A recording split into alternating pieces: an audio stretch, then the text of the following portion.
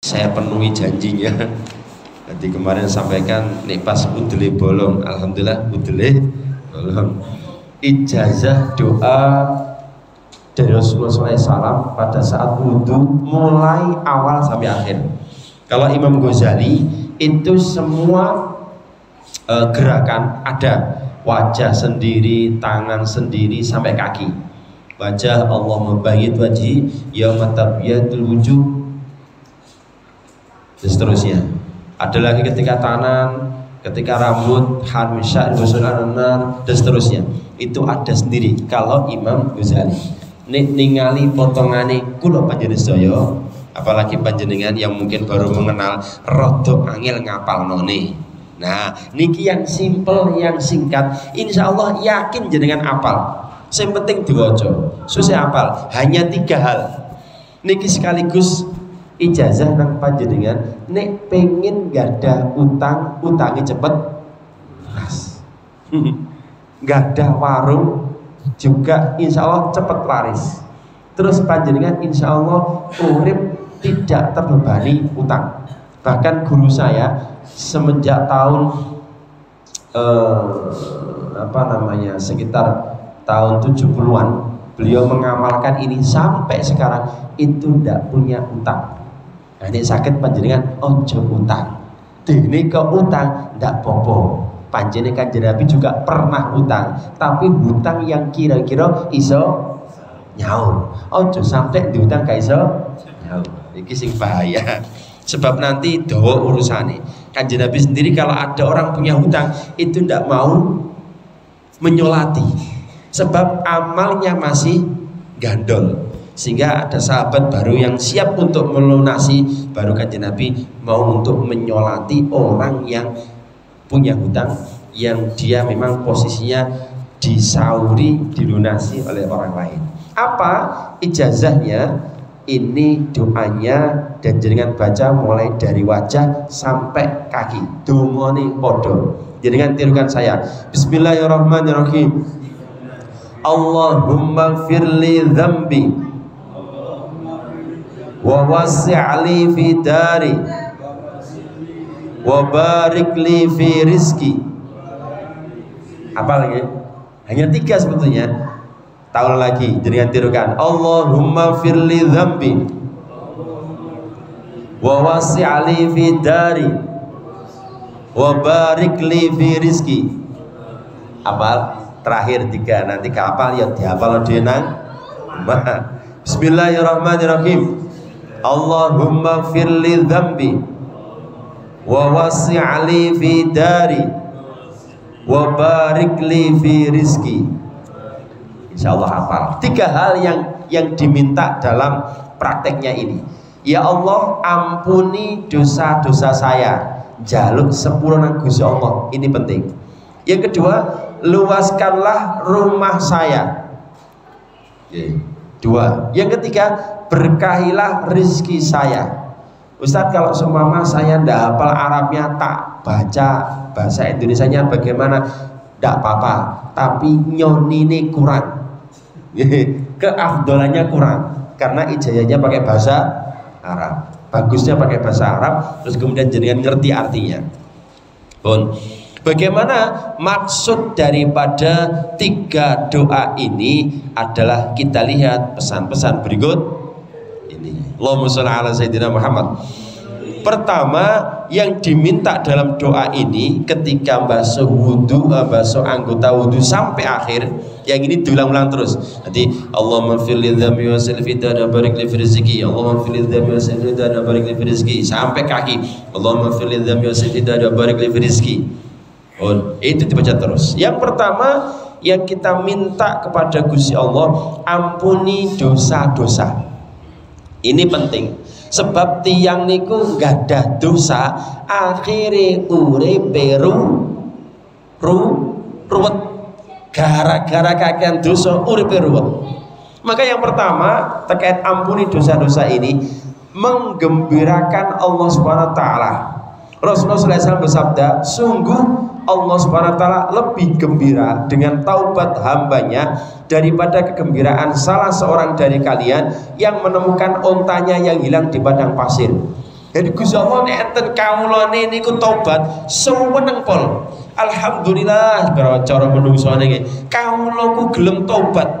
Itu lebih gembira timbangane jenengan kelangan barang sing jenengan senengi tibake ketemu. Iku seweneng. Lah kesenengane Gusti Allah melebihi itu. Satu contoh nggih, gadah anak ilang suwi. Dilalah ketemu sing didelek-deleki tibake ketemu. Iku kan seweneng pol. Nah Gusti Allah melebihi itu. Di saat kula panjenengan saya gelem tobat, gelem maca istighfar. Makanya rutinkan baca istighfar. Nek Kanjeng Nabi kan maca istighfar ping 70. Garis miring menurut hadis 100. Nek Al-Qur'an sab'ina marrah ping 70. Ini Al-Qur'an. Kalau hadis menurut riwayat 100. Itu Nabi. Awak dhewe gak Nabi, delok potongane ya gak wali. Maka mestine kudu macane luwe akeh. Itu yang pertama. Yang kedua dari ampuni dosa ini, orang kalau mau minta maaf nang Gusti Allah, tobat nang Gusti Allah, istighfar nang Gusti Allah, disenengi Gusti Allah. Disenengi Gusti Allah. Ini hebat. Dalam Al-Qur'an ayat 222 atau 222 nggih. Al-Baqarah Gusti Allah dawuh, sesungguhnya Allah mencintai orang-orang yang bertaubat dan mencintai orang-orang yang bersucikan diri. Innallaha yuhibbut tawwabina yuhibbul mutatahhirin. Ini mirip dengan doanya setelah wudu. Asyhadu an la ilaha illallah wa asyhadu anna Muhammadan abduhu wa rasuluh. Allahumma ja'alni minat tawwabina wa ja'alni minal mutatahhirina wa ja'alni min ibadikas sholihin. Nek delok nyambungi umi-umi lambe koyo gak pernah maca donga nih mari wudu. Insyaallah di situ ada nggih. Doa setelah wudu. Oh, belum ada. Di tempat wudu perlu dikasih. Jenengan bisa printkan atau insyaallah beberapa tempat sudah ada. Itu penting. BBE ada orang yang baca itu dapat amal sapa sing menulis itu. Berarti doa setelah wudu. Itu kan Allahumma ja'alni minat tawwabin, ya Allah jadikan saya orang-orang yang tobat. Wa ja'alni minal mutatahhirina, jadikan saya orang-orang yang suci. Wa ja'alni min ibadika sholihin, jadikan saya hambamu yang soleh. Nah itu penting. Makanya sebetulnya setelah wudu jenengan ku tambah dadi apik. Gak mari wudu pancet. Ternyata rahasianya Gus Baha itu beliau semenjak usia 5 tahun, menurut adiknya itu beliau tidak pernah, kakaknya itu tidak pernah beliau itu putus wudu semenjak usia 5 tahun. Mirip seperti panjenengan. Batal wudu itu beliau. Makanya saat ini jadi sing luar biasa itu gara-gara seperti itu. Maka jenengan pengen nyontoh ya niku batal wudu. Mirip kados jamaah masjid Al-Ittihad. Batal wudu. Apa maneh nek pas wayahe udan-udan. Suweneng karo banyu. Adem Ustaz. Ya iki. Yang C atau ketiga, orang yang ahli taubat itu mengecewakan setan. Jadi setan itu kecewa. Kok panjenengan maring lakoni maksiat taubat, itu kecewa setan.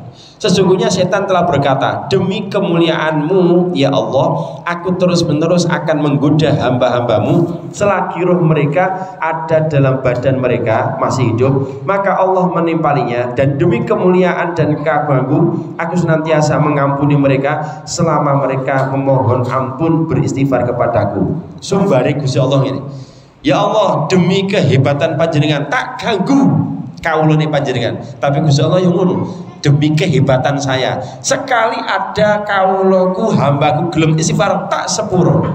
Jare malaikat, lho lak nganggur ya, aku nggodha ampun sampe amin lak nganggur ya nggodha maneh engko tak sepuro maneh.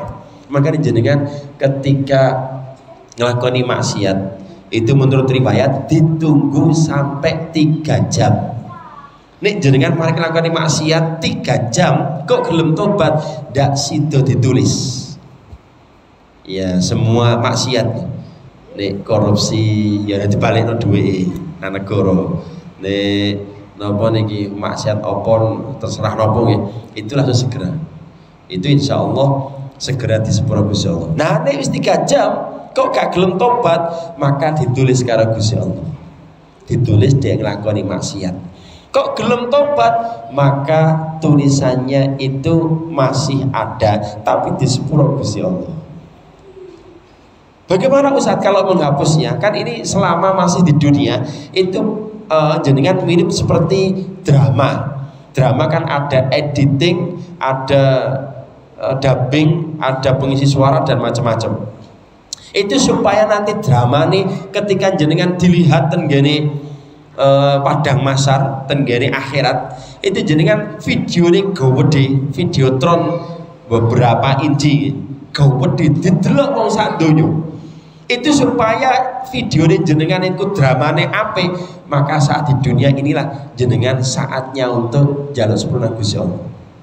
Apa di antaranya ya istighfar yang kita baca itu sallallahu alaihi li wa walidayya wa lishabil huquqi wajibati alayya wa li jami'il muslimin wal muslimat wal mu'minina wal mu'minat al-ahya'i minhum wal amwat.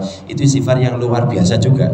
Selain saya istighfar, ya Allah, Allah apa namanya, ampunilah dosa-dosa saya, ampuni dosa kedua orang tua saya, wali ashabil huquqi wajibati alayya, dan orang-orang yang pernah tak sakiti tapi belum sempat saya minta maaf, orang yang pernah saya hutang tapi belum saya tak sauril, maka maafkan saya. Wali ashabil huquqi wajibati alayya wali jami'il muslimina wal muslimat, semua umat Islam al-ahya'i minhum wal amwat, mukmin laki mukmin perempuan itu, dan yang mati dan yang hidup itu didoakan semuanya. Maka itu istighfar yang juga luar biasa. Satu itu.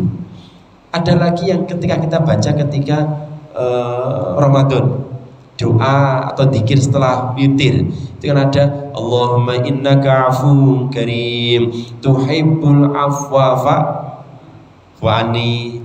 Nek wong akeh fa'ana. Nek pas kemudian imamnya maca dhewe, yang lainnya mengamini. Nek diwaca bareng ya ndak apa-apa ni semuanya. Allahumma innaka afuwun karim tuhibbul afwa fa'fu anni. Itu dia gini, ya Rabb, panjenengan adalah zat yang maha mengampuni, menghapus segala dosa, sehatkan saya dan hapuskan dosa saya. Nah itu menurut riwayat panjenengan gak ada dosa, itu di samping di sepuro dihapus karena Gusti Allah. Makanya kalau jenengan witir baca doa itu, Allahumma innaka afuwun karim tuhibbul afwa fa'fu anni. Baik itu witir ketika dibaca tarawih maupun witir di baca itu. Itu ijazahnya. Maka jenengan ketika supaya nanti videonya dilihat orang banyak itu gak ono dosanya, entek dosanya. Ini gak boleh dhewe kata-kata nih, boleh dhewe. Yang ke D4, meredam azabnya Allah Subhanahu wa taala. Gusti Allah dawuh, wa ma kana Allah liyu'adzibahum wa anta fihim wa ma kana Allah mu'adzibahum wa hum yastaghfirun. Itu Al-Anfal ayat 33, yang artinya, dan Allah sekali-kali tidak akan mengazab mereka sedang kamu berada di antara mereka, dan tidaklah pula Allah akan mengazab mereka sedang mereka meminta ampun. Ini terjadi kalau panjenengan melihat situasi kondisi yang ada. Masjid yang digunakan rutin sholat 5 waktu, yang digunakan istiqomah 5 waktu, kemudian ada ritual khusus lewat dzikir dan macam-macam, ternyata masjid itu diparingi aman karena Gusti Allah. Buktinya mana? Tsunami. Itu masjid aman, padahal gelombang tsunami ya luar biasa. Kok bisa? Sebab di masjid itu tidak hanya panjenengan yang hadir, tapi juga makhluknya Allah SWT yang lain hadir yang menjaga, di samping jin, yaitu malaikat Gusti Allah. Makanya ketika ngaji seperti ini, itu tidak hanya panjenengan toh, ribuan malaikat itu sudah mengamini dan menjalukna sepuluh nang Gusti Allah. Maka doanya malaikat gini, Allahumma firli warhamni. Allahumma fillahum warhamhum. Ya Allah yang hadir saat ini jenengan sepuro dosane rahmati ya. Itu terus dibaca mulai saat dari maghrib jenengan datangnya kapan? Allahumma fillahum warhamhum, Allahumma fillahum warhamhum sampai nanti jenengan pulang. Mulai kapan? Ini jenengan gak mulai turun nang kene didongano terus. Alhamdulillah. Berarti gelar kasur nang kene. Iya Ustaz gak dibojo gak apa-apa. Dibojo kan yang siji ceritane. Nomah ya ibadah. Nah, itu surat Al-Anfal ayat 33. Istighfar nang Gusti Allah. Nek selagi enten Kanjeng Nabi ya aman. Makanya ketika zamannya Kanjeng Nabi kan tidak ada azab siksa sama sekali. Ketika di Los Angeles itu jenengan tinggali ada satu rumah, saya kurang tahu kalau rumah ini itu modelnya kayak apa ritualnya, apakah dia Islam atau tidak. Tapi di situ ada masjid, yang masjidnya itu menurut pemadam kebakaran itu ketika nyemprot dan ningali masjid itu semuanya ludes. Dan masjid itu namanya Masjid Al-Hidayah, aman. Dan anehnya sekitarnya masjid itu tanahnya basah, padahal tidak ada pengairan sudah lama. Kok bisa? Itulah Gusti Allah. Nah ini harus jadikan percaya dan yakin bahwa orang itu kalau seringkali nyambangi masjid yakin aman.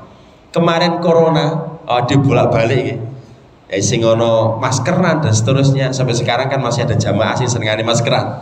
Lah itu kalau seringkali nyambangi masjid yakin aman, yakin aman. Sebentar lagi dari informasi ini dari Cina ada macam-macam. Alah pokoknya jenengan ahli ibadah aman. Baik yang jenengan pakai masker atau tidak apa-apa, pasti aman. Asal jenengan seringkali nyambangi masjid. Ini sudah ada pengaman dari Gusti Allah yang luar biasa. Tapi kudu yakin. Ini gak yakin ya saya cerita nih. Amblas ya. Amblas dan ambles. Tenggene Palu kapanane gempa itu ingatan ada masjid yang kategorinya aman, tidak sampai ludes. Ada satu masjid yang dekatnya pondoknya melo aman, masjidnya aman. Ternyata itu digunakan sholat 5 waktu. Sebab di sana itu ada seperti musola di Surabaya. Itu sholatnya hanya maghrib, isya, subuh, duhur, asar, prei. Soalnya gak nomor. Nah itu menurut ceritanya di sana ada musola itu yang digunakan untuk ngapunten ya. Ada orang mendem minuman keras itu nyambahin nang kono terus yang ngombe nang kono.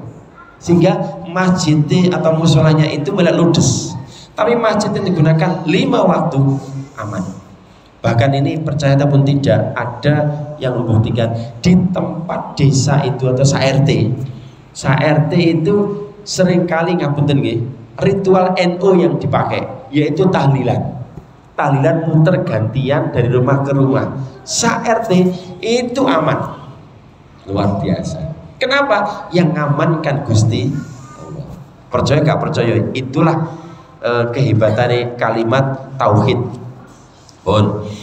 Yang ke melancarkan rizki. Rasulullah SAW bersabda, sesungguhnya seorang hamba bisa tertahan rizkinya karena dosa yang dilakukan. Makanya ini kalau sampai akan wong kok ruwet kakean masalah, berarti kakean dosa. Anak tuturane kok angel kakean dosa. Ojo nyalano anak, nyalano awake dhewe. Mungkin di saat kecil Uton dhisik pernah cilik, pernah semuanya gitu. Itu pernah menyakiti orang tua dan wong tua ini gurung di sepuro, belum memaafkan, bahkan sampai meninggal dunia. Maka anak itu turane iso angin. Maka bagaimana? Ya jalan sepuro nang Gusti Allah. Doakan orang yang meninggal dunia, orang tua kita. Insya Allah nanti anake apik-apik dewi. Terus anak ojo mok dituturi tok, tapi jaluk nang sepuro nang Gusti itu. Jadi ini jenengan pengen lancar rezeki nih, dosa nih dikurangi. Ini gak percaya buktikan. Jenengan uripe kok wangi, istighfar sekali. Istighfar. Makanya salah satu apapun nih pengen panjenengan itu sukses sembarang istighfar sing kathah. Istighfar sing kathah. Pun yang ke F, membersihkan hati.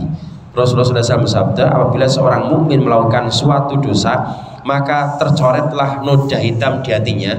Apabila ia bertobat meninggalkannya dan istighfar, maka bersih hatinya. Orang sampai dicontohkan nih, hati manusia seperti kaca. Kaca itu kalau tidak pernah dibersihkan, maka akan ada kotoran. Dicontohkan dengan kitab Ihya Ulumuddin karangan Imam Ghazali, koyok kaca ditutul karo spidol, tul dosa siji, tul siji, sampai tul kok ndak pernah dihapus, akhirnya kacane dadi burek. Tapi nek kacane rutin dilapi seperti ini nggih, sehingga bisa digunakan untuk melihat dari luar dan ke dalam. Itu karena kacane sering dilapi, dibersihkan. Ati awake dhewe itu nek sering diresi, insyaallah atine melok padang. Makanya para ulama, para wali yang ahli istighfar itu rata-rata piyambake niku atine waskita. Sadurunge ana apa-apa niku ngerti. Hati-hati. Maring ini ana ngene, maring ngene. Itu ngerti. Kenapa? Atine wis tembus nang Gusti Allah. Allahumma shalli ala sayyidina Muhammad. Yang berikutnya, mudah mendapat anak. Jadi kan gak ada anak kok angel, itu salah satunya kakean dodolan gak laris-laris kakean. Sebagainya barang-barang sing rupek-rupek sewangil-angil itu rata-rata kayak dosa. Dawai Gusti Allah dalam surat Nuh ayat 10 sampai 12. Faqultu astaghfiru rabbakum innahu kana ghafara yursilis sama 'alaikum midrara wa yumdidkum bi amwali banin wa yaj'alakum jannati wa yaj'alakum anhara. Orang nek pengen digampangno satu wayahe gak udan diparingi Gusti Allah udan. Udane sing udan barokah, sing kathah istighfar. Dua, nek pengen duwe anak sing dereng ada anak, utawa duwe anak itu turane gampang-gampang, sing kathah istighfar nang Gusti Allah. Yang ketiga, diparingi Gusti Allah rizkine lancar, istighfar. Nah ini jelas bola-balik niki kan kula sampai akan maka istighfar sing kathah. Pun yang kedua, tadi kan yang G, yang kedua, luaskan rumah. Rumah niki iso diartekno rumah asli, dohiri rumah. Jadi diparing Gusti Allah yang nampak emang omai obo. Yang kedua atau B, iso-iso atine sing jembar. Makanya Kanjeng Nabi sampai menyampaikan gini, padahal ngapunten nggih, rumahnya Kanjeng Nabi itu jenengan nih sempat haji ataupun umroh, itulah rumah Kanjeng Nabi yang sangat sempit. Jadi ya sakamar wis, sakamar yang hanya bisa tempati oleh 2 orang, yaitu Kanjeng Nabi sama istri, yaitu Siti Aisyah zaman itu. Sampai nanti Kanjeng Nabi dimakamkan ya di situ, yang sekarang terkenal dengan Masjid Nabawi. Di situ di tengah-tengahnya ada rumahnya Kanjeng Nabi. Sekitarnya itu namanya Raudhah. Raudhah itu taman-taman surga. Siapa yang berdoa di situ, maka dia insya Allah mudah sekali istijabah. Raudhah itu taman-taman surga. Muga-muga dikabulkan Gusti Allah. Sing durung haji umroh segera ke sana. Sing wis pernah muga-muga balik maneh. Insyaallah kalau tidak salah tahun ini Pak Widodo ya. Muga-muga nanti dimudahkan. Sudah keluar suratnya. Tinggal nanti berangkat Imam. Nggih, matur suwun. Luas hati, jembar hati. Atine iku gampang nyepuruan, gak ngamuan. C. Muncul qanaah, menerima apapun yang terjadi itu harus jenengan lihat, dipandang semuanya kirimane Gusti Allah. Itu namanya qanaah. Muncul syukurnya. Sebab sebetulnya apapun itu menyenangkan. Duwe anak kok nakal itu syukur, alhamdulillah anakku nakal, berarti aku kudu nyedek nang Gusti. Alhamdulillah bojo kok cerewet, berarti bojo kok cerewet ndadekno sing lanang dadi waline Gusti. No, itu menyenangkan lah sini, menyenangkan. Diterusno dhewe. Tidak mudah terserang penyakit. Orang sing atine jembar, happy, bahagia, gak gampang kena penyakit. Tapi ini atine sumpah, oh gampang. Makanya orang yang bahagia itu hormon endorfinnya, hormon bahagia itu muncul. Ustadz, jadi ini orang itu kena penyakit itu gara-gara kena makanan, bukan masalah hati. Loh iya, tapi kan ada 4 yang terjadi orang itu kena masalah atau kena penyakit. 1, pola pikir. Oke. 1, pola pikir. Yang kedua, pola makan. Oke. Pola pikir, pola makan. Yang ketiga, pola hidup. Jadi wong itu pola pikirnya ojo ruwet, ojo gawe angel. Gusti Allah itu wis menciptakan semuanya wis teratur. Apa jare Gusti Allah? Makanya kan pernah saya sampaikan, wa yu'adzibu man yasha wa yaghfiru liman yasha wa yu'adzibu man yasha. Pola pikir, pola hidup, pola makan. Lah sing ngempat iki sing kadang gak iso dihindari, kakean pola.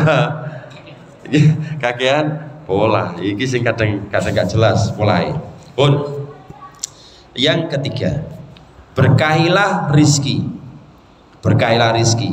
Apa maksudnya rizki? Rizki itu adalah banyak, tidak hanya uang. Ada rizki sehat, sakit pun bisa rizki. Nek dadekno ridho ikhlas maka di sepuro Gusti Allah itu juga rizki. Sehat juga rizki. Anak, istri, tetangga, pekerjaan, harta, rumah, tanaman, itu semuanya juga rizki.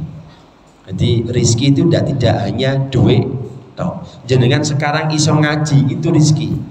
Jenengan sekarang iso ngombe susu coklat, oke, itu juga rizki. Yang B, konsumsi rizki yang halal lagi thayyib. Ini penting. Kalau jenengan makan minum dari barang sing halal, jernih hati, jernih pikiran, gampang perilaku nih bener. Jadi orang yang makannya bener itu aman. Atine resik, pikiran resik, berpikirnya dan polai ya bener. Yang kecil, gunakan sedekah atau menolong orang lain. Itu namanya rizki yang berkah. Yang gede, gunakan ibadah kepada Gusti Allah. Makanya kalau punya rizki, ojo digegem. Maka ada istilah terima kasih. Ini jenengan pengen terima, nang kasih no.